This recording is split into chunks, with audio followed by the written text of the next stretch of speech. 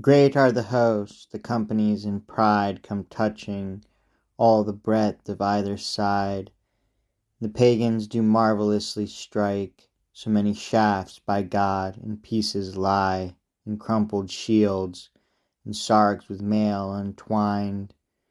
So spattered all the earth there would you find, that through the field the grass so green and fine, with men's life-blood is all vermilion dyed. That admiral rallies once more his tribe. Barons, strike on, shatter the Christian line. Now very keen and lasting is the fight, as never was before or since that time. The finish none shall reach unless he die. That admiral to all his race appeals. Pagans, strike on, came you not therefore here? I promise you noble women and dear, I promise you honors and lands and fiefs. Answer, pagans, we must do well indeed. With mighty blows they shatter all their spears. 50,000 swords from their scabbards leap. Slaughter then, grim and sorrowful, you'd seen. Battle he saw that stood those hosts between. That emperor calls on his Franks and speaks, I love you, lords, in whom I well believe. So many great battles you fought for me, kings overthrown and kingdoms have redeemed. Guerdon I owe, I know it well indeed. My lands, my wealth, my body are yours to keep. For sons, for heirs, for brothers wreak, who in Roncesvalles were slaughtered yester-eve. Mine is the right, ye know, 'gainst pagan breeds. Answer the Franks, sire, 'tis the truth you speak. 20,000 beside him Charles leads, who with one voice have sworn him fealty.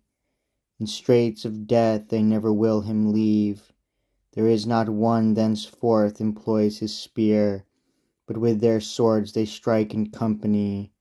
The battle is straitened marvellously. Across that field the bold Malpremise canters, who of the Franks hath wrought there much great damage.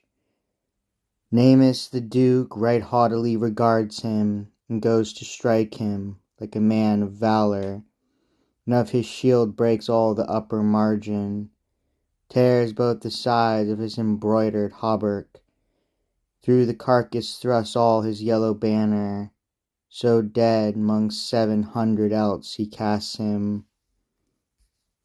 King Canabeus, brother of the admiral, has pricked his horse with spurs in either flank.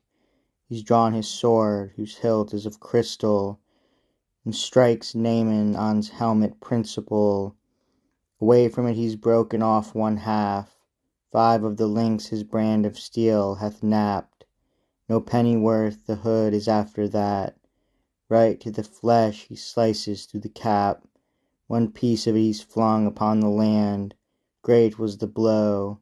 The Duke, amazed thereat, had fallen even, but aid from God he had. His charger's neck he clasped with both his hands. Had the pagan but once renewed the attack, then was he slain, that noble old vassal. Came there to him with succour Charles of France. Keen anguish then he suffers, that Duke Namus, and the pagan to strike him hotly hastens. Colvert, says Charles, you'll get now as you gave him.